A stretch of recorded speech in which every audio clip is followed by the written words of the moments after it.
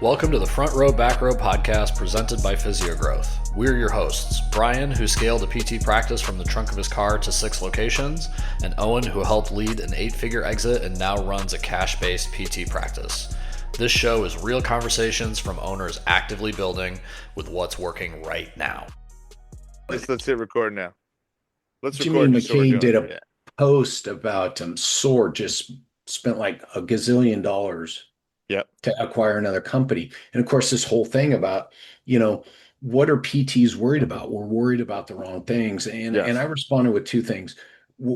We're confusing results with, people want the human touch versus a result. I'm like, people want a human touch with the results. Exactly. Healthcare doesn't give them the result with the human touch. The research is unequivocal on this. It is absolutely clear, and it doesn't matter what age group you go to. So fuck all that. Yep. People want a result, and AI will give them that. Tech will give them that. So if you structure, right? So Jimmy's thing was about Sword and, they're taking PT. I'm like, no one knows what we do, and we only touch 10% of the people who can use us. Exactly. So no one's taking our business, right? Yeah. So I'll leave it at that for now. And so, but we gotta stop posting. I saw another post, someone who works for a tech platform, right? AI won't replace healthcare providers. And I'm like, it's not even worth the conversation anymore because you're coming from the wrong mindset and the wrong question. For sure. Right? Because the conversation I got in with someone outside of healthcare this week, which is a lot more refreshing because they understand the problems. We're stuck on the inside. We have our biases and beliefs. Mm-hmm. Is really where I look at it, and we can look at any situation this way. I think a lot of what we talk about comes down to access. And access, by the way, means someone answers the fucking phone. Yes. You get to something, I'm going to just say something now, that can take you in a direction that can take you on the next step in your journey. The access issue right now, a lot of it is someone calling somewhere, no one picks up, and they go, fuck it, I don't want to be part of this. And then they never follow through. That could have been scheduling at your brick and mortar, right? That could have been someone who can't afford it. So access is not just about money, it's about capacity also. Yeah. It's funny. I was actually about to just do a post on this at some point because one of the things that I've been ranting about lately, and honestly, I'm getting a little too get off my lawny with it, so I got to like back off a little. That's my job, dude. Exactly. That's my job. So I'm just a huge believer in, cash pay, out of network, in network, all the stuff you're talking about matters no matter what. And it doesn't matter what the medium of how you actually take those payments. It's about exactly what you're talking about is building trust and access and actually doing the little things efficiently. I'll tell you something. So funny enough, actually, what I was just doing before we just hopped on this and started doing this was, something that I also think that owners, to your point, need to get in the weeds. They need to understand little details like what's hanging people up. And I'll give you an example. So for me, like when it comes to front desk, I'm a big believer, and Owen was just on Jimmy's podcast talking about this. I saw his picture. Yeah. Jimmy post. It was great. They both did a great job in talking about this, and they talked a lot about the idea behind trust and building teams and leadership and so forth. It was really well done.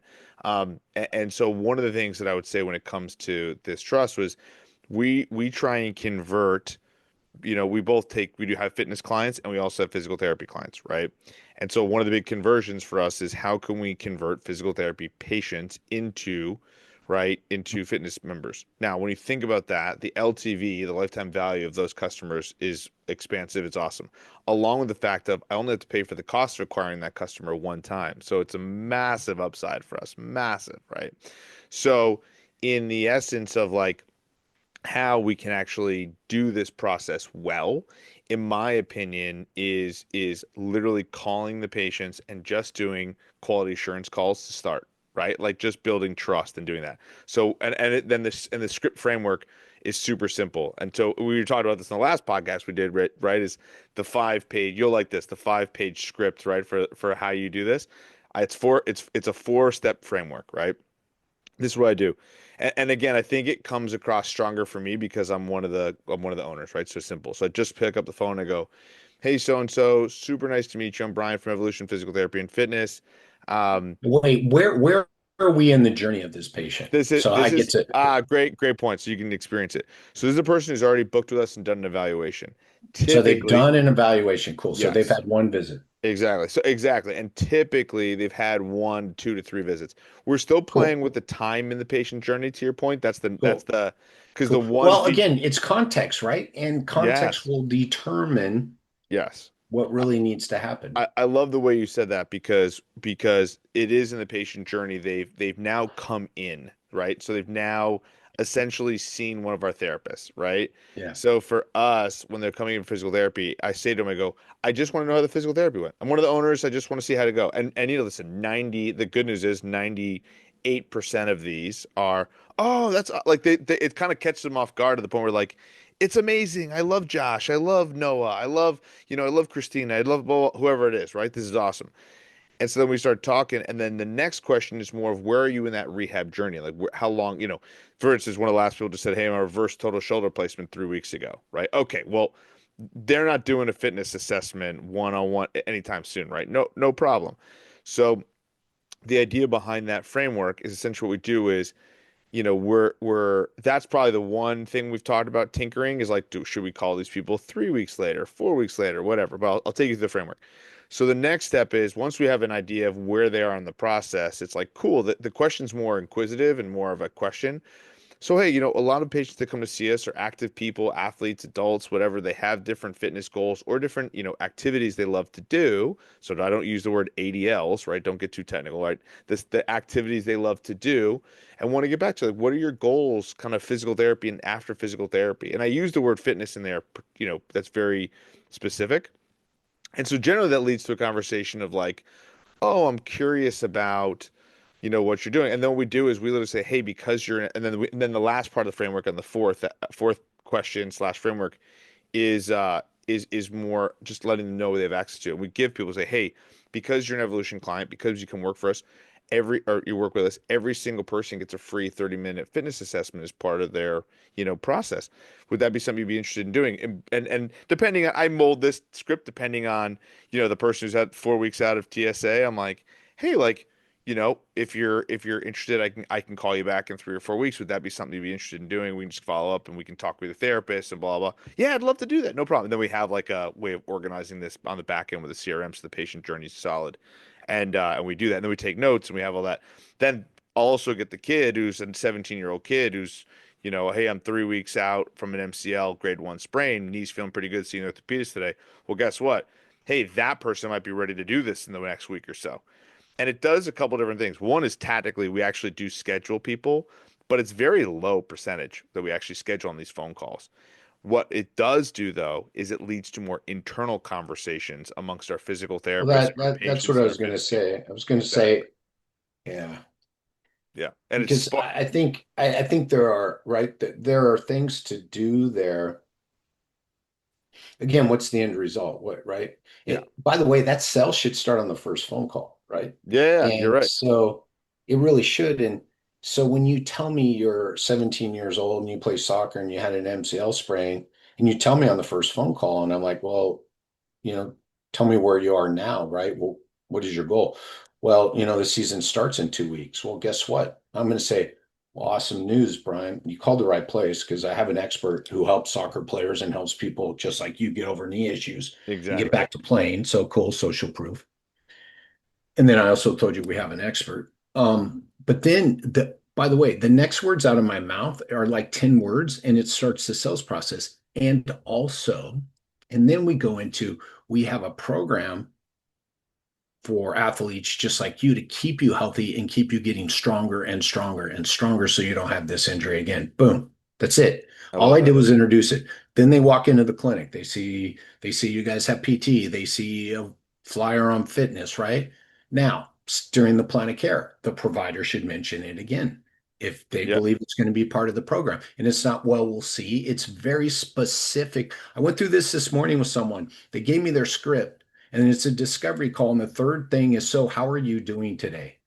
And then I said, get rid of that. This Yeah, isn't a yeah. fucking cold call. This isn't rapport Yes. building.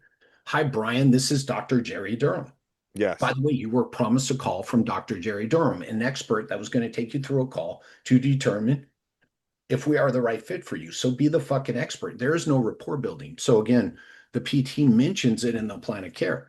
What I'm going to challenge you on, Brian, that call's not required.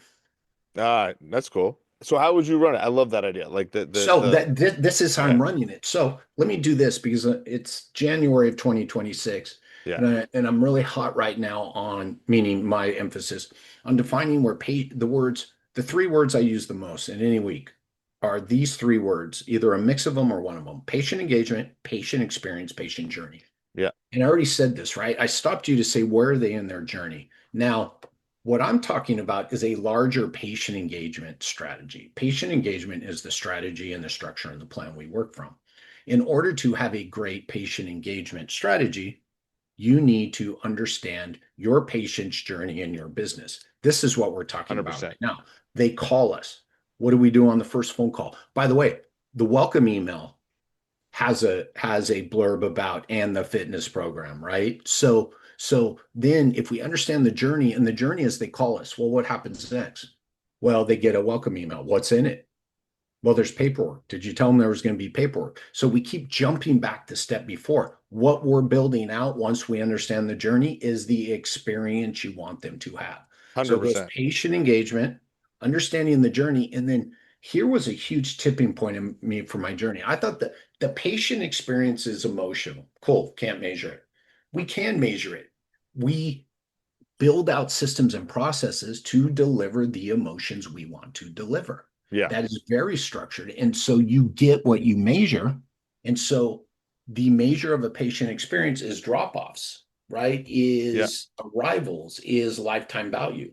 Yeah. So again, if we look at the three of those, then we can build out the program in the manner that I am talking about it right now. So again, if I understand patient engagement, and we know, and that's what we were discussing at the beginning when we brought this call up, how do we want to engage with our patients? Yep. So we brainstorm, hey, we got this fitness program. Let's sit down, right? We sit down, you, Owen, maybe a front desk person sits down. How are we going to roll this out? And so then we start doing what you and I exactly are doing. And then we go, and then we start going, where is the friction? Where is the opportunity of a drop off? Where is the opportunity of these negative things we don't want? And we keep filling these holes.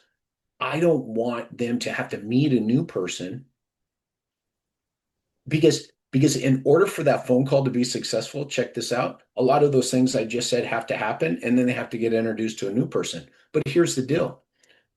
When the front desk is doing their job, building trust, they show up, and let's say they're seeing Dr. Brian Wolf. Yeah. Right. In 99% of the clinics, zero trust built. Because by the way, if you're doing my secret callers, I don't even know your fucking name. Yeah. So zero trust. So in your process, I'm showing up and there's more trust than somewhere else.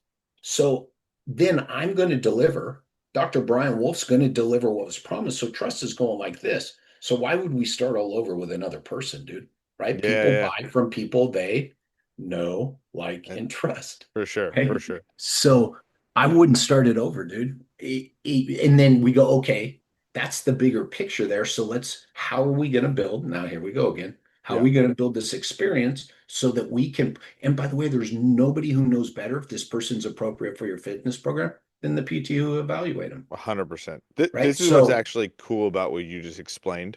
And for people who listen to this, and I want to break this down as a person who's in the weeds, clinical owner, trying to master this transition. And then I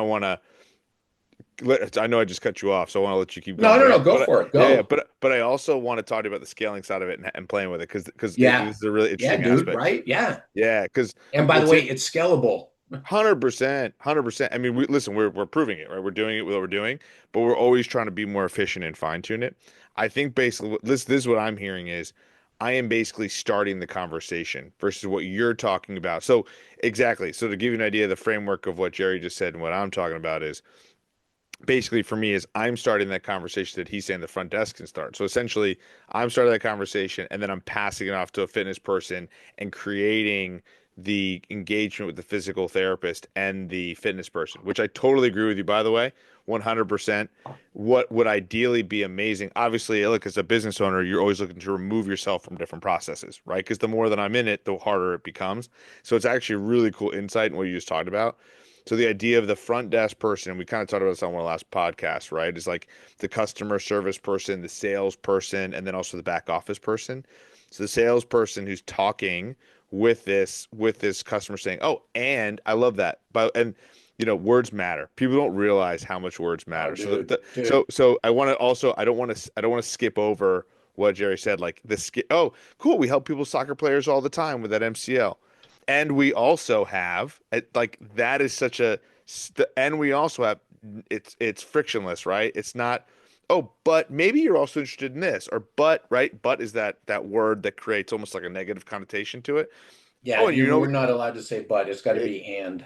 Exactly, right. That's a classic. It's replace. By the way, that's like an easy thing for a relationship, right? Say they say it doesn't matter. Everything after the but is what actually matters and what you're thinking, You are right? correct, right, right, exactly, right. I know the books. I know the relationship books. So it's the idea of the same thing. So it's like to your point, is one of those things. And you're also going to be interested in this program that we also have, and that is cool in the front desk point because what you're talking about there is presetting, and the idea of the preset. That's kind of what I'm doing now is I'm presetting the conversation that they're going to actually have with the salesperson, and by having the conversation with the salesperson, i.e., and this is what I wanted to also talk about. The biggest thing that we've had issues with is our physical therapist selling, and I think that is an issue that is recurring in most businesses, insurance, cash, whatever. Because I talk with cash owners who then hire and they're like, but they can't sell worth a damn, right? Or I talk with physical therapists who are insurance based and like, well, I don't want to sell anything, right? And it like stresses them out. So part of the idea of what we were trying to figure out is, can we take the PTs out of this completely?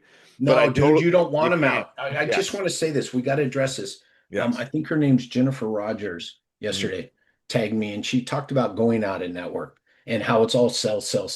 Yes. Here, I'm going to tell everybody the biggest, dirtiest secret in our whole fucking profession that no one ever owns. In-network clinics have the worst arrival rates and the worst selling of anybody. So the people who can benefit from selling the most are actually the in-network clinics. So again, you set the context at the beginning. We are not having an in-network, we're not having a payer model based conversation. Yeah. I tell people this all the time. 70% arrival rate in network clinics, man. Yeah. I mean, by the way, close it down. Don't even fucking show up. I think Verizon has less churn than you do. I know we talked about this, right? And I think a little bit on the last podcast or one of the other ones, but I gave this tactical advice to somebody I was like, if you just fix your churn rate or even your natural inbound scheduling rate, you'll make tens of thousands of dollars more than if you just dump more money into marketing and get more leads, right? So this like the idea of acquiring and selling, right? If I take that from 3 out of 10, 2 out of 10, and these are hotter leads, active people that are coming in, and put them through a better process. And again, that cost requiring that customer, now I convert them and increase the LTV. It's a masterful art, right? That actually that scales businesses. And to your point, I like that's what I was going to say. And I love what you just talked about the in-network and the selling piece. So how would you scale these models? Because say I give that feedback. Well, all the time, like our PTs, like don't sell, don't convert. For me, what I have found is by just even doing this little bit of this process, it just creates more conversation internally amongst our physical therapists and our strength and conditioning coaches. So therefore, they just refer in better, right? Because because now the other trust that we didn't talk about and the results, the trust amongst me transferring my trust of my patient over to another person who's an S&C person. Well, and don't forget. Yes. Don't forget. So there's that personal. Yeah. Yet again, here we go again. The customer, the client, the patient is most likely to transfer over and do that because they trust you. Yeah, for sure. So then, and by the way, here's how it's scalable and here's how you get the PTs to sell. By the way, this is about 16 years worth of work in like 30 seconds. So I want everybody to sit in this for a moment because I tear up every time I think about how long it took me to get to this. The heavy lifting. Okay, so there are three. This is why the providers have to sell, because there are 3 sales cycles in your business. One is at the front desk. One is at the the initial eval. Yeah, one is at the initial eval, and then the third one is to complete the course of care. Yeah. So, and the provider owns 2 of those, right? Yet here's the kicker. Here's the big elephant in the room. Here's the big lie. The front desk. The Here's the truth, not the big lie. The front desk is doing the heavy lifting. The Yes. more selling you do earlier, the less selling you have to do later. Because why? Because trust is being built, because expectations have been set, because uncertainty has been lowered, risk has been lowered. So the better you do that process, I didn't even know my dog was in here. The better you do that process, the front desk, the less the front desk has to do. And Yeah. by the way, I'm going to throw in this little asterisk right here, and we're not going to go into it. The best way to get your providers invested in selling is roll this program out to everybody in the room at the same time. The most success I have with groups is when I bring the front desk together with the intake people, the front desk people, the billing people, the providers, all in the same room, and I roll out the whole life cycle for that company and talk about everybody's role and responsibility. And then everybody in the room sees that everybody is playing an equal role in patient success. And then the providers, I literally say, your job is not to fuck it up. Yep. Exactly. No, what I would liken this process to, and that's why I literally call it sales setting, is just like in volleyball when you set the ball, right? You and I both know, and I'm not a big volleyball guy, but if anybody's touched a volleyball in gym class growing up, you and I both know that if I'm asking you to spike the sail, right, Yeah, that huge and win the spike point, is set up by that a person who just put the ball. 1,000%, And right? So that's if your front desk. Yeah, your yeah, front desk. And I don't like to use the word setter because that always goes to the salesperson, but yes, I get what you're saying. yeah, But the front desk is, you know what I say? The front desk is tipping off pitches. They're teeing up. So the front desk has basically told the I like that provider, you're going to see fastball, breaking ball in this at bat, and your batting average is going to go through the roof, right? for sure. So the front desk is, again, they are building trust. And my name is on a research paper, and it talks about not therapeutic alliance, which is that trust with the provider. It's called about team alliance. And I actually came up with this word called, it's more important the trust you build with the team than just the provider, Yeah, right? And this idea and this challenge of get the whole team behind the journey, the yes, experience you want to create, so they will execute on the patient engagement strategy. And then back to what we were saying, it's easy enough to go, we want more people. I love doing this. Hey, Brian, yeah, what kind of services you have? And you tell me you have this fitness program. And I go, I always do this. How's it going? And not very well. Not very many people moving in. And then I go, so do you have your PT selling it on discharge? Yeah, that's when we sell it. I'm like, no wonder. No one's going to buy it on hundred discharge, right? percent.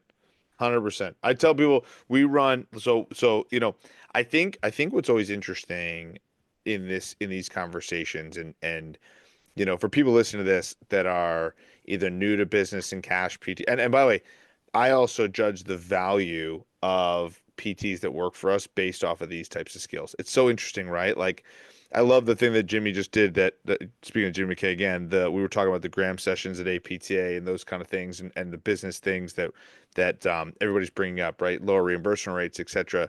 And I was like, right here, what we're talking about really makes you kind of bulletproof around that, right? Yeah, it So, does. Yeah, it does. yeah, exactly, because it's our Yeah, cash-based services. So, 100%, dude. oh, I'm like, oh, it doesn't matter what you want to do next. exactly. That's why that post yesterday, and I just found it, it's Yeah. Elizabeth Rogers. I'm like, yeah, it's true, but not to the core, right? It's one of those Yes. things where, yeah, you're right, but, Exactly. but, But yes, you're exact right, but let me tell you how you're wrong because the but just said it's every practice. It's not for sure. just one cells and out of network. And if there's one thing I could do going backwards, right, it would be to start with this mindset from day Yes. one, not year 8, dude. That's the advantage that people will have just starting a business hearing a conversation like You this. got it. Because You got it. because to me, one of the things that I think happened that I noticed when I was first starting out, it was just me, right? And then it was just my wife, and we were taking all the phone calls. And then we put in insurance process with a front desk person, and you're just doing so much on the back end that you're kind of keeping your head up for air, right? And then you start installing these different systems, and now you're right, you're working backwards. So if like anything that I tell people ask me this all the time. They go, "What are some things that you would have changed when you started Evolution?" And I go, "I would have planned to be the size I am now from day one." And now that being said, right, it's the classic people underestimate what they can do, overestimate what they can do in a year, and underestimate what they can do in 10. If you had asked me back then, that was 9 years ago, that I'd be where I am now, I would have told you absolutely not. However, I do see it now. And the biggest thing that I kick myself about is I'm like, damn, well, what if we're 10 clinics? So now my Yeah. partner Mike and I, we talk about this all the time. We're like, well, hold on, does that scale? Right? The system we just Yeah, it talked has to about. be, Yeah, right? It the has to system. be. And not Yeah. enough people asset. And by the way, Yes. that brand new owner with no employees can go, how does this scale? Yes. By the way, Exactly. by the way, Exactly. scaling is not about selling. I'm going to say this right now. It's Scaling not. is not about selling. It's about building an asset. And so if Yes. you want something of value, then you have to think scaling. Growth is not scaling. By the way, everybody calls it growth and scalability. I call it scalability and growth. You can't have true growth without One scalability. 1,000%. I tell people all the time there's two types of businesses, particularly in our industry in the private practice, right? One is a cash flow type business where people are like, you can make more money, and you see it all the time now. And this is one of my big pet peeves about some of the different consulting businesses and blah blah, is I'll help you make more money. You'll get your dream job. You'll start your dream practice. And it's like, hold on. And the one that fucking gets me the most, start your stress-free physical therapy practice today. I was like, what? Who is talking up like that? Stress-free my ass. I was like, if anybody, COVID for those people, COVID Dude, by the define way, any stress-free. business during COVID, right? Fucking hell. That It was didn't that was the exist. sketchiest time on the planet, right? So, to me, you nailed it. It's like this cash flow type of business where, and by the way, there are many people, their cash-based practice is absolutely killing it Just doing that kind own of what stuff. you created, dude, right? Exactly. You can create Exactly. a job, own it, because I know very happy people who know they've owned Yes. a job, right? And Yes. owning a job means if you don't see patients, you don't get paid. There's nothing wrong. Yes. People have made careers out of owning jobs and they go on For vacation sure. and they spend time with their family. And by the way, they put money away. So the business is not the asset, my friends. A Don't be hundred fooled. percent. Putting money away is the asset, right? Exactly. And I tell people all the time, like one of the things I preach on these podcasts all the time is this idea of entrepreneurship, right? Like you talked about sales. Like to me, I would tell any of my guys that want to make more money is like, hey, at this point, at this moment right here, what you can do in this sales process right here, you can create a whole nother cash-based program. A great example in this. I got a guy, and Owen was talking about this, is he was interested in doing golfers, so we talked about this. So now imagine your front desk says, oh, you got back pain. Do you play golf by any chance? Oh, No, you they told you they do. play golf, dude. They told you Exactly. they're It, calling you because they play golf. You don't exactly, even right? have to ask it, dude. Because we know if it's a male with back pain during the spring, it's probably what, 70% chance they play golf in some So, capacity? so you're just gonna, right? You're gonna again, and right, you're gonna move into this conversation. Exactly. And so then the next conversation we are talking about is, hey, and something you might be interested in is our golf program. It's a really cool program. I'm going to put you with Harrison, who's super interested in this program. Cool. And By the now way, Harrison has that first conversation with him right does out of the Harrison have gate. a DPT? Yeah. It's Dr. Harrison There you go. DPT. Yeah, yeah, I like that. Yeah. So there you go. Just So they want an expert, dude. I yeah. tell you, right? It's this. The words matter. We said words For matter, sure. right? And by the way, there's leveraging your DPT. Everybody who complains By about the the way, I ROI love on this. this. I got to jump you on this. People ask me all the time, "Oh, you don't have a DPT?" I go, "No, but I support it, and nobody has leveraged it more than I have since it started, and I Yeah, don't have one because when I do a sales training, first question, are all your providers DPTs? Yes. Here's how we're going to sell it. I love it. It's funny you say that People because want an expert. well, I remember having a call with a guy with it was Alex Hormozzi's group. And they were one of the guys, he's one of the main sales guy at acquisition.com. He was working for a company called Prestige Labs, a supplement company before, and he was this guy, Ed Turney, good guy. Shout out to Ed if he ever listens to this. But Ed said to me, he goes, Brian, you're a fucking doctor. You should miss zero sales. Everybody When it outside comes to is fitness. like, what, He what, said what are that. you guys doing? Yeah, yeah. He By the said way, that I exactly. did a secret caller recently and I was told I was going to see Joe at 9 o'clock. And I was like, Joe, I'm going to spend $175 to see Joe 9 o'clock on Thursday. I was like, you think I'm showing up? Yeah, yeah, exactly. No, it's a really interesting process. And to your point, kind of going back to what I was saying is, say you build this golf program, and again, I tell people like small group, tactical advice, small group 3 times a week outside of your 40-hour schedule. So not a ton of work, 2 hours, right? All of a sudden you're charging $150. I was saying this to Owen, I was like, you do 8 people at a time in that capacity, small group, or 6 people at a time, small group. It's a simple type of exercise program. You're pulling 30 to 40,000 extra dollars a year. You know what I mean? And now it's scalable and you can actually build and have other providers. So like to me, that's the power of these hybrid clinics and these cash-based systems is like the ability to actually grow these things properly. So we do this all the time. And so to your point, thinking about if physical therapists are like, hey, I want to start my own cash-based practice and I'll make X amount of dollars more. I'm like, if you just started this within a practice that's already established, that already has CRMs, that already has front desk staff, that already has all these people, you're banging your head against the wall for years before you get to that capacity and that point and scalability. And that's where I think system scale. It's simple system scale. It's that systems, simple. nothing. Yes. Now, mind you, I will say in January of 26, I grew up on E-Myth. It was one of the top three most impactful books of my journey because it was You Can't Scale You. All I'm going to say is I'm going to Yep. put this little caveat: AI is going to allow you to scale yourself, but For for right sure. now, you can't scale yourself. It's a job, right? Hey, I want to double back because we jumped over that question. So we're talking about selling the fitness program, right? Yep. And you asked, is it scalable? Well, you asked it in a way of, right? So that's the beauty of this because I get you being in the process. So I want to double back to that phone call, and all of this fits, right? Again, patient engagement strategy, what's the journey? And then what is the experience I want to create? Well, the experience I want to create is, right, we want high touch, we want no surprises, and we want people to know of the services that we offer far before they need it, so they are Yeah. prepared to buy it if they so wish. Boom. Yeah. Right. So we're in a culture of setting and managing expectations. So all of this fits together. So scalability wise, right? Getting the best salesperson. You see, this is what's funny. I'm like, the best salesperson goes on the front. You just bear with me. It sounds to me like we're trying to insert another salesperson. I'm like, that's because you don't trust the other salespeople. Yeah. So I'm Yeah. like, let's train the sell. So again, the investment I'm going to make is hiring the right salesperson and do the right sales training for everybody. And I guarantee you, beyond a reasonable doubt, the fitness program will be successful. And then it's scalable. Why?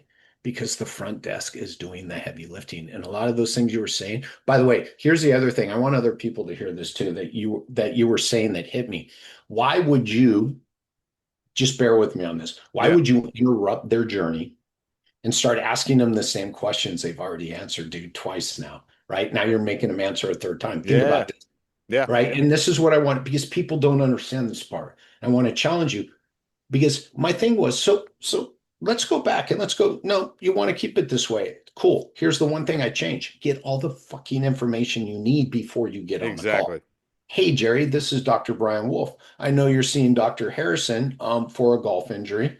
And from what I see in the note, or from what he tells me, is you're progressing very well, right? And I know you want to get back to playing 18 holes 3 days a week. Boom. See what I'm saying? You're acknowledging from the get-go, and they're like, wow, they know me. Wow, they communicate, right? Don't make people, by the way, one of the top complaints about healthcare is people hate repeating themselves, Yep. right? So in this process we just talked about, they're now repeating themselves for the third time. Yep. So this is why I love this. And even the SOP I have for how the provider greets the new patient is at the very end. They say, hey, Jerry, I know you spoke to Becky or Bill at the front desk.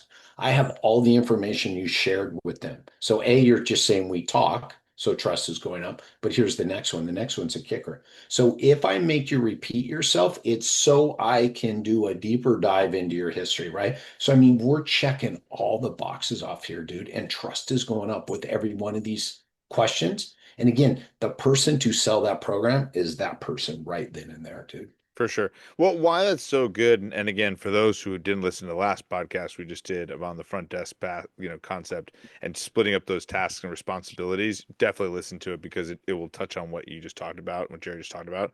But to me, the biggest part of the sales process when you have that salesperson, right, who's doing this and is trained, you're really talking about a front desk person. Not that's a one trick pony, but this is the main thing that they do. And what I love about the idea is that when that comes through, it just accelerates the process that much faster. And again, listen, the reason I love this framework we're talking about is it takes me as a business owner completely out of it, right? In theory, it just should be done efficiently in that way and installing it. And again, like there are really good times to, we just had a great front desk person. It's actually a virtual assistant. She was somebody we use a system called Welcomeware. They're phenomenal. They basically are face interaction with patients. They can do inbound, they can do outbound, and just for whatever reason had to basically resign effective immediately from one of our positions. It sucked. It's one of those things where we're like this is send us on to a tizzy, right? But I tell her to go, wait, this has a way of us resetting. So the first thing is I'm talking this conversation with this, I was like, we're going to hire two new front desk people, right, in person, and then we're going to hire a VA. And these are the systems we can put in place when you're training new people. I think a lot of times when you have somebody who was a front desk person who's been there for a long time, always done it one way, right? How many times? Let me ask you this, Jerry. How many times have you run into that shit, right? Because that drives me bananas. Where I've gone to a front desk person, we bought a clinic or we did something like that, and I say, hey, this is how this process works, and then someone goes, well, we've always done it this way, and this is really what's worked well for us. And then and that's the internal belief. And it's like, By the way, it's easier. The better question is how many times does that not happen? Because it's a way smaller number, right? Because it happens. I just, again, what we're back to, and this is, I moved this way up in my process. So what I do is, right, when I work with a client, so let's say I'm going to go in to work with a client because I'm going to run into the same thing, dude, because here's this bald dude wearing glasses who cusses all the time, who walks in the door and says, you're going to start selling at the front desk and this is the way you're going to do it. And they hear longer phone calls and they hear more work, right? So I've got to beat that down quick. So my onboarding and my work to do is learn about the business and the pre-arrival part of it, especially as quickly as possible. And then get as many metrics, not as many, get the key metrics. What's their first visit arrival rate?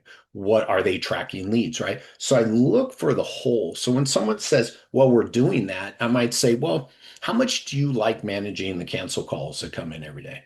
Oh, that's a pain in my ass. How much do you like rescheduling calls? Pain in my ass. How much do you like when people don't show up? And I know the numbers. Oh, I hate that. Well, I'm going to help you. I'm going to help you guys get rid of all that. Right. Yeah, awesome. So again, that whole idea, well, we've done it this way, right? We've done it this way. So I'm going to tie it back to the metrics that I've learned over time that dictate or tell you the amount of chaos. So I've gone to this strategy of, the reason we do a front desk sales process is to improve first visit arrival, increase people's likelihood to pay, and then to stay. And if you think about those three things, every bad metric is in there. So instead of saying we're preventing cancels, I say let's drive arrivals. Instead of saying we're sending more people to collections and our copay collection rate down, I'm like, we're going to get people to pay. And then, we have everybody calls to cancel. Nobody completes a plan of care. We have drop-offs. We're going to get them to stay. So I turn this around and say, look, all this down, and I've proven it over and over. And by the way, it's the stuff I'm sharing with you. And it's stuff I learned from other people. It's not mine. I took it and applied it. Is there is a downstream chaos. And I go, you guys know what I'm talking about? And, you start to see them go, yeah, I think so. I'm like, it's every cancel call. How much? I go, what is the impact of putting someone on for Thursday at 3:00 and then getting a call at 1:00 and they cancel? And you've got your wait list. I said, should we talk about the death spiral that occurs? And by the way, no one sees it and experiences it except you answering the phone. So my key, again, I'm answering your question, is I want them to understand, I feel you, man. I know you, and I'm here to make your fucking life better. Yeah, I think that's awesome. I mean, and I think one of the things that I'm listening to, and I've just taken from other people and other stuff, that basically one of the things that you just talked about was several different things that we want to change. So I tell people there's no like silver bullet. It's not. No, there isn't. Not. But and I'm, by the way, totally stealing these phrases too from the Gym Launch guys and Alex Hormozi guys, right? And all those guys. There's no silver bullet that will fix that type of process you're talking about, but there's a lot of golden BBs. And I tell people all the time, it's like, here are the little inserts of how we can build this. And it's funny because I would actually say like our arrival rate, first patient when they're booked, I like a week track all these things and they're quite good. What I love is the sales process involved earlier, right? Because I only think that will make that even better. And the upselling is kind of weaved into that whole thing. So it's weaved in, this is a thing there. It's like, upselling. I'm like, where? It's just conversation. Yeah. It's about making you aware. Remember, this is how you pitch the selling to PTs and say you're going to upsell. You're making people aware of the programs we have that can benefit them. For sure. 100%. That's it. That's an upsell, right? Yeah, exactly. I mean, that's why I and I'll tell you the story and you're like this. We do a lot of stuff with teams and strength conditioning stuff, and we do a lot of stuff with athletes and whatnot. And one of my guys is an awesome S&C guy. He's fantastic. And I said to him one time, he was like, this like a year and a half ago. He's gotten much better now, I think, from the mindset of literally this conversation was kind of a pivotal point. He was like, Brian, but don't you feel like a used car salesman selling stuff at times? And I go, you're the used car in that situation. I was like, do you think you suck? Do you think you're the shitty car? And I was like, just think about that for a second. I go, no, I believe in you and what you do. Like we hire great providers. We hire people that are amazing. We created a That was system a where they can patient who thrive. said that? No, it was one of our employees. One of your employees, of Right. course. Yeah. And so that's what happens, right? It's like it's the thought process. Oh my God, I gotta sell. Oh my God, I gotta sell. Right. And it's like, no, what you just said, again, words matter. You're just informing them on different services that we provide that can help them. That's all selling is. Selling is, and people buy things from people they know, like, and trust. You nailed it, right? And the idea behind that is, here is this program. I am now this guy you know, like, and trust. Here's this program that you're going to do with me. Oh, and by the way, the next step after this is other really good program that I think would be amazing for you. Do you want to hear more about it? Cool. Hey, we're not ready now, but maybe it's something we talk about in the future. Hey, you want to talk Well, about it now? You and know what I that's mean? the It's all thing. those things. Exactly. Here's the other thing. This was big. My office in Philly had a bunch of BC Boy posters and one written thing on the wall. And it said, "You control and own the process, not the outcome." We are really, really bad at this in PT. We always own the For sure. outcome. We never focus on the process. So in all the work I do, and I love getting in front of practice owners and saying this, all that matters is the process is followed. The outcome is the outcome that should be arrived. So if you're moving someone through their journey to get back to running a marathon, right? Then your plan is your process. And that process needs constant monitoring and updating, just like we do. Where, Totally. by the way, this is what's so funny. And one of the top 5 books I ever read really keyed me in on this. This person is moving through a journey that they are on in their life and with us, right? Through this journey back to running pain free. And they have all these goals and all these objectives they want to meet. And then here we are on the other side, moving through a journey with you. And we got a shitload of business objectives and shit we need to do to fucking get paid. Most of the time, those don't align. We are very poor at focusing on their journey and doing the things that then feed back into our business objectives. See, it's funny, and right, all we ever talk about is documentation and billing. And I'm like, yeah, but if people show up, isn't billing easier? Isn't documentation easier, right? Thousand If percent. people are following their plan of care, I'm like, if you focus on them and their journey and getting them to execute, then guess what? Magically, all this other shit falls into place, right? 100%. And so 100%. trust the fucking process. And when I evaluate phone calls and listen to sales calls, step one is, was the process followed? And if not, the result is null and void. But they showed up. I'm like, you're flipping a fucking coin. You Yeah. know what, Jerry? They objected on price. I'm like, what'd you sell them? You didn't follow the process. There was Yeah. no price, right? This is what I love. Everybody wants to know how to deal with objections. I'm like, follow the process and watch the objections disappear.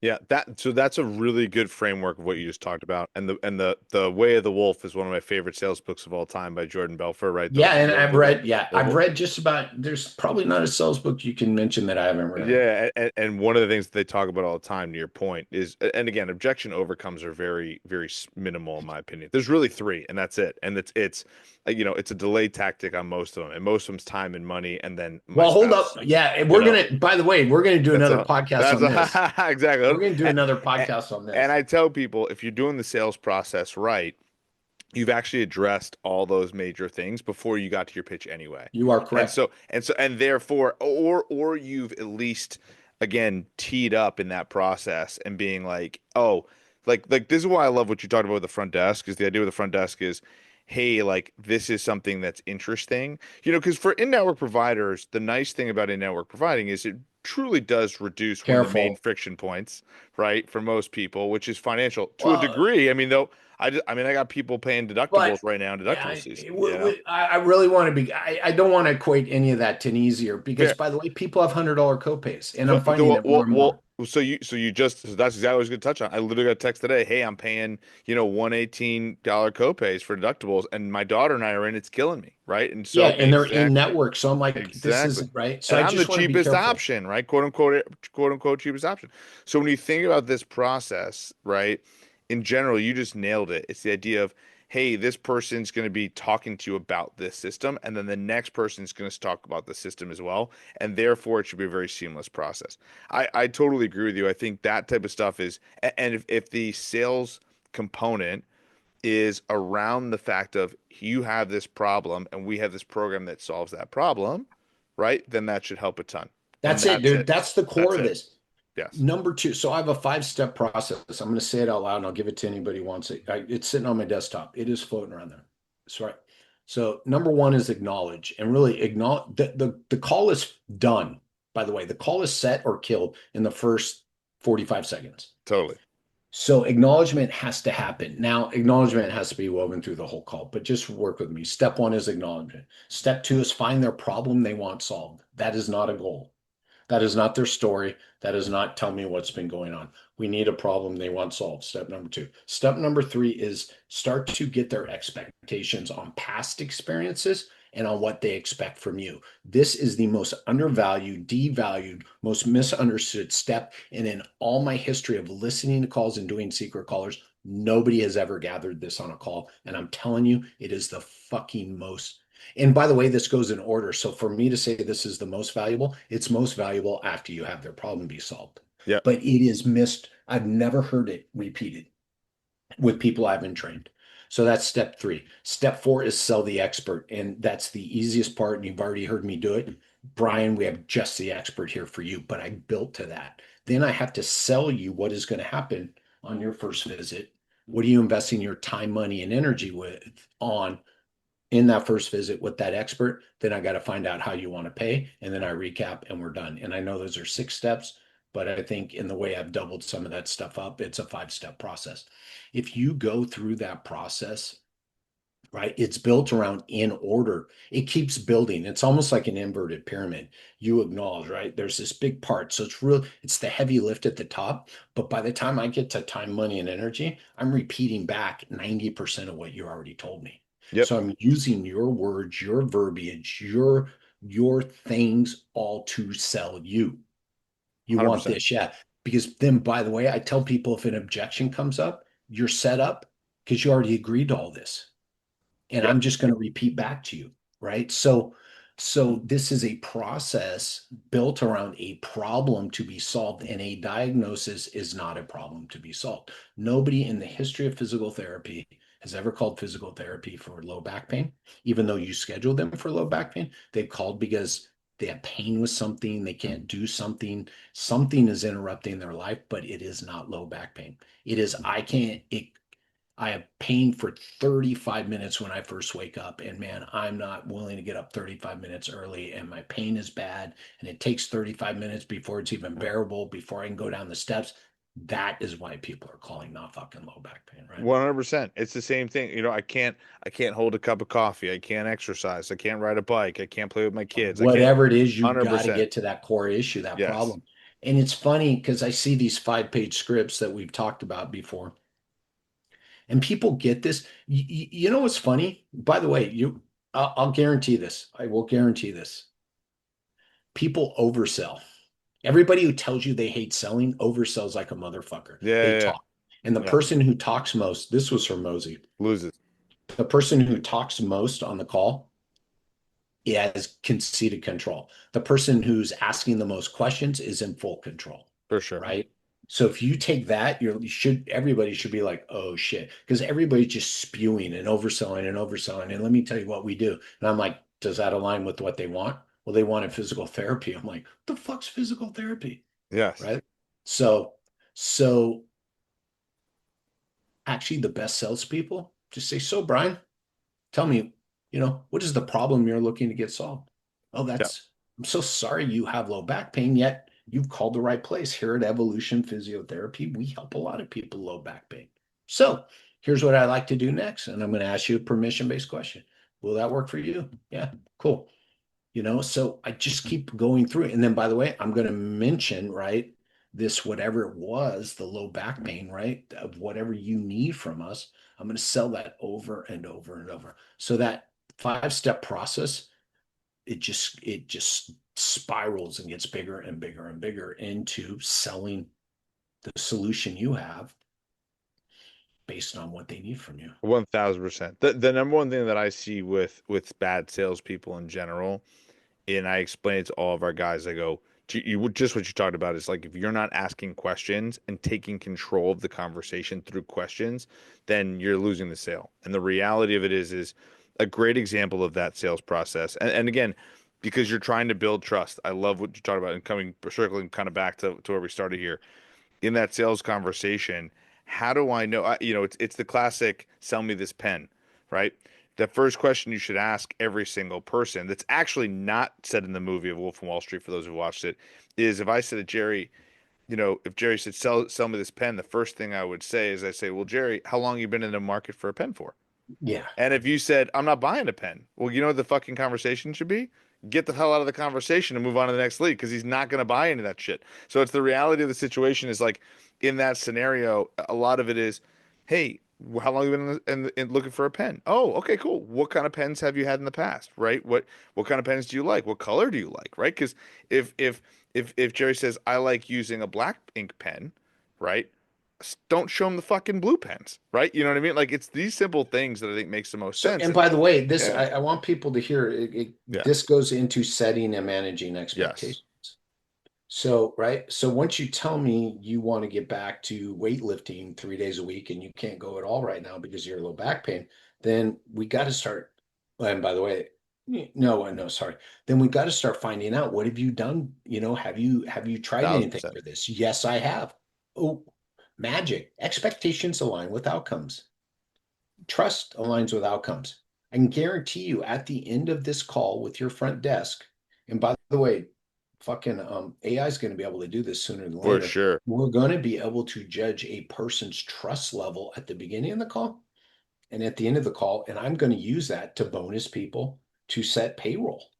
Yeah. Oh, it's the more trust you build at the end of that call, the less trust. So I call it tilting the playing field, right? Yep. We always say going up, but I'm like, no, you tilted the playing field, right? Most clinics, like, hey, you're scheduled with Joe at 9:00. I'm like, there is no trust. It's just flat. So I'm showing up and we're rolling the dice, dude. But at the end of one of my calls, you're running downhill, man. You're running downhill. And then, by the way, I'm passing you the baton. Just continue. That's the other thing. You're not selling. You're continuing a conversation. For sure. When you've taken through like a very easy sales process that's very simple, you realize like it's kind of like you're just led in the door, going through. It feels very natural. It doesn't feel like. And this is a whole nother podcast too, right here, because for sure we're putting way too many people on the schedule. This is what I love, man. I'm going upstream with AI, and I'm going to triage because we are putting the wrong we are wasting more time, money. Here's the thing. We waste our clients time, money, and energy, which then we're wasting our providers time, money, and energy. And I'll go to the mat on this. This to me is my solution to burnout. And I believe it's a big component because we're stuffing the funnel and we're scheduling everybody. Yeah. Well, because one of the things I think that also we talked about AI and we've chatted about this, like if you think about the billing, documentation, all that stuff, that's all going to be streamlined with the AI. It already is. And so the reality of that is like, say the physical therapist, well, I got to write my notes or I got to do this. It's like, we said to all of our guys, I go, listen, we invested in the AI, the documentation systems quickly. And I said, I'm not going to there's going to be companies that are going to be short-sighted and shove more patients on people's schedules and people are going to get more burned out and pissed. I was like, what I'd rather you do is what we're talking about here. Optimize the sales process, the upsell. Learn these conversations, feel comfortable having those conversations, do these things. And by doing that, it should only optimize everything to more people can make more money. It's that simple. And so that to me is the huge piece of it. And you're right. That's a whole nother podcast. Yeah, and I like the AI transferring the information because this is, by the way, as of January 28th, 2026, I'm signing an agreement with a platform. And I'm building out the process, dude. And part of that process is going to make sure the right information gets transferred so that when the provider picks up that chart or walks in the room, they see all of this. And awesome. They're going to, and by the way, I've heard the feedback on this pre-AI. When the provider walks in and repeats some of that stuff that was said at the front desk, agreement goes through the roof, dude. 100%. And it has nothing to do with your clinical skills. Oh, you talked about me before I got here? That's exactly what happened. It's people actually saying that and then watching them just sit back.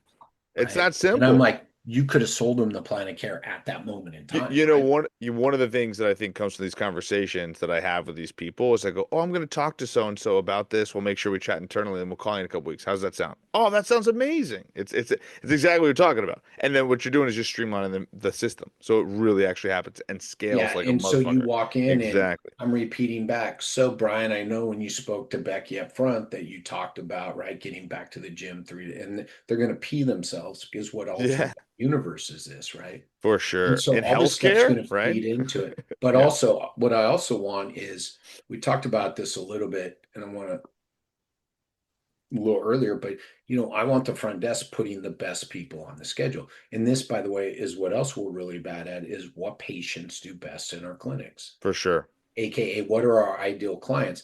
And by the way, you and I both know, oh, people who are in network, oh, I hate workers' comp, oh, I hate Medicaid. I'm like, if we actually take that out and just treat everybody the same, we're going to get a little of all of that in the business Exactly. because they should be on the schedule Yes.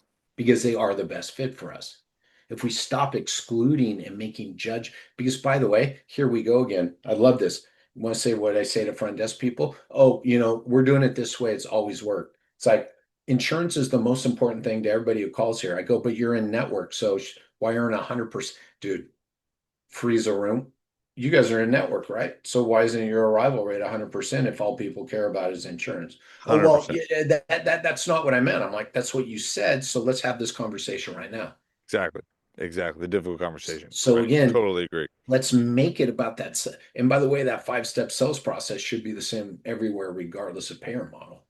No, 100%. That I am lockstep on 1000% and have been just ranting on probably over, like I said, the get off my lawn aspect is people got to, PT's got To in get off particular, my guys. lawn is quit fucking talking about payer Exactly. model, man. Exactly. It's about building a business that's trust, how to create sales, how to create the right models, right? How to create the right systems so that you can scale this thing. That's what it comes down to. And if the goal is, like I said, I know people that have plenty of cash-based practices, non-cash, whatever, and it's just them in the business with one other person, like a front desk person, and they crush. That works too. Right. So it's, again, to your point, I totally agree. I Just totally own agree. what you created. That's all I ask because, Yeah. people will reach out and want to argue. I'm like, dude, I didn't say there was anything wrong. So usually I Yep. start the articles with, if you created a job, high five, own it. If you want to create a Yep. business, high five, own it. One But thousand you percent. can't stand in the middle and bitch about the other side. Yep. 100%. We were just talking about this. I was commenting on a post. I missed it before about remote therapeutic monitoring and Yeah. how, like, in my opinion, it took someone having to incentivize being paid for this for us to call patients in between appointments to do what I'm talking about. I'm not billing, remote therapeutic modeling. I look at it as a sales process. I look at it as, hey, we are trying to begin and start a sales process that we can essentially 10x. If you're just thinking about remote therapeutic monitoring, what you got to call twice for $26, I value my time a little more than that. I'm looking to upsell programs that are multiple thousands of dollars and create that LTV. So I think that's where people are missing that framework.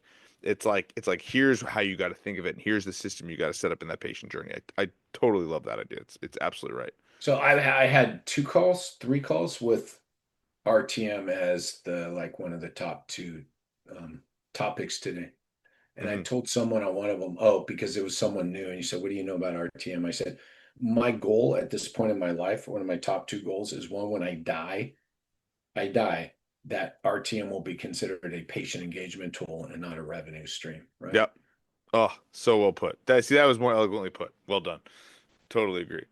Yeah. And so, it's funny because I've been doing some work with a couple RTM platforms, and I ask them, who's contacting you? All the network people. Yeah, these cash pay people, but there's no value there. I'm like, every cash pay clinic should be on a fucking RTM platform. I'm This like, is the issue. the greatest value, right? Yeah. This So is even the platform people are going, yeah. And I'm like, the greatest value is to the cash pay side. If you see thousand it as a percent patient engagement tool, then the greatest value is to the clinic with the greatest need LTV for engagement. compliance, right? Right. So, by the way, I should, right? Because I'm making it paramount wise. So, the greatest value of an RTM platform is the clinics with the greatest LTV. Yes. 1000%. 1000%.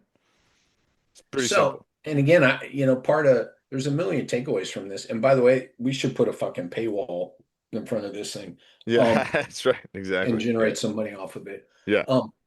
This understanding patient engagement, patient journey, patient experience is, I want people to hear this connectedness is how I took what Brian shared with me about that sales process. I love it. My hand went up. Yeah, exactly.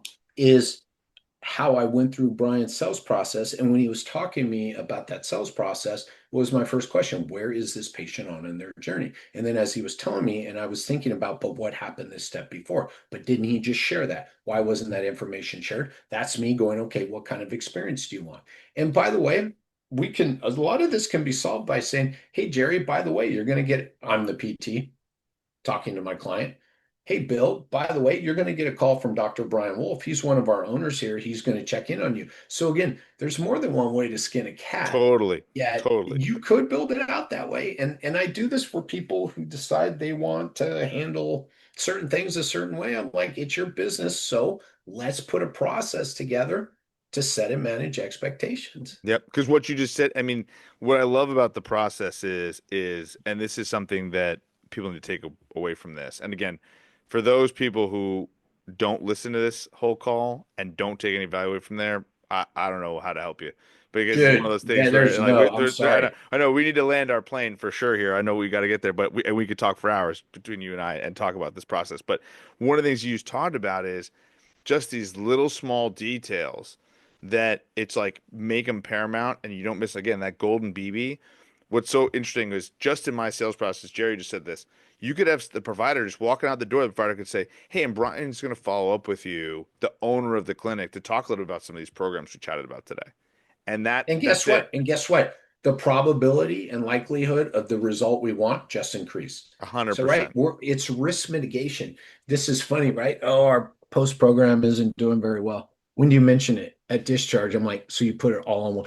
This is the thing. When the front desk doesn't sell, we then put all this work onto the provider. They have to build trust. They have to manage and set expectations. They have to find the problem to be solved. They have to make sure they know what's going to happen. They then have to pitch a plan of care that they weren't expecting. So that's what we expect the providers to do. And then we ask them to meet objections and we ask them to talk about costs. And then we go up to them and go, did they schedule? And when they say no, we yell at them. I'm like, no fucking shit.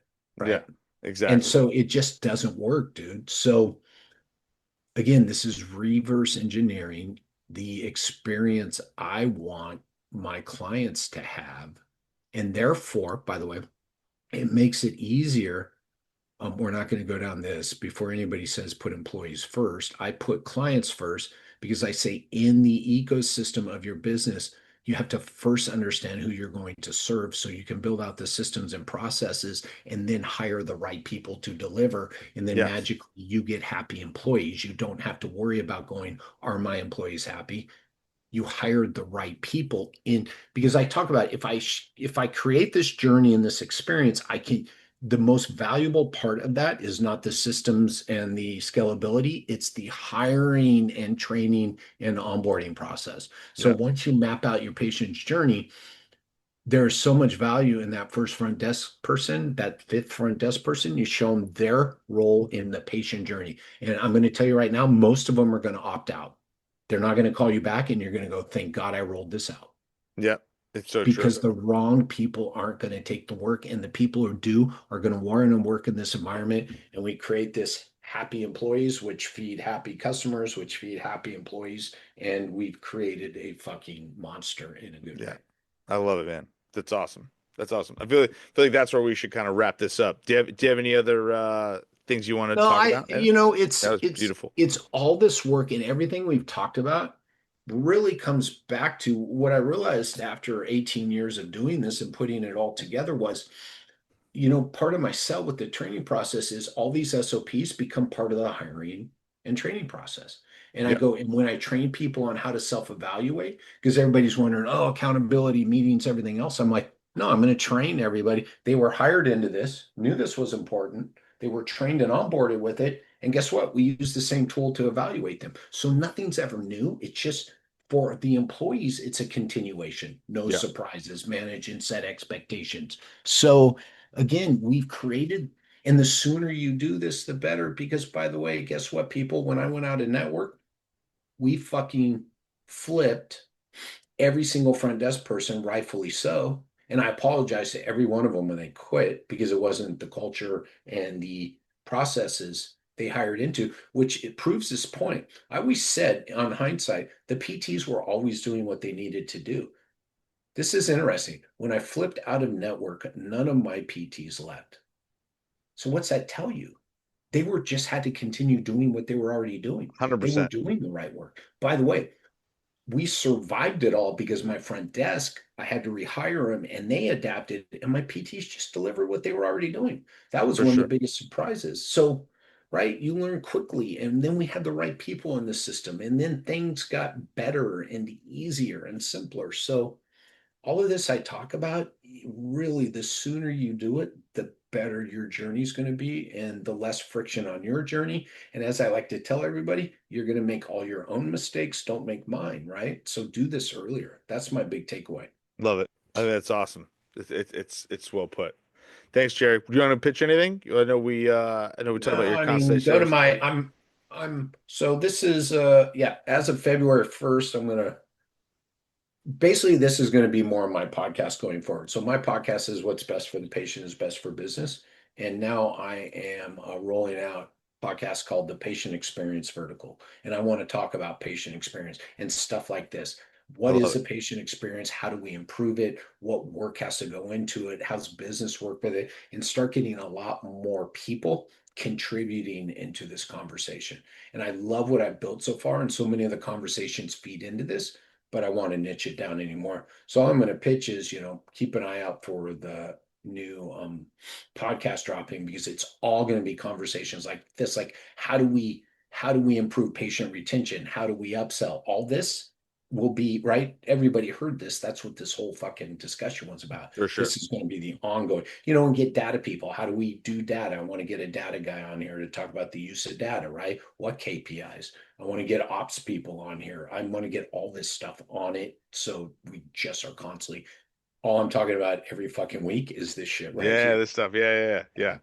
No, I think it's awesome. It's cool. I love it, man. No, I can't wait for that podcast. It's going to be phenomenal. Yeah, it's going to be fun, dude. And I'm doing it part of, why would you change that? It's like, because I'm going to be talking to really fucking smart people. And one of my first guests should be someone from Disney to talk patient experience, right? That's awesome. What I want to start doing, dude, and be able to dig in from my knowledge to dig deeper into their knowledge, right? Love it. That's awesome.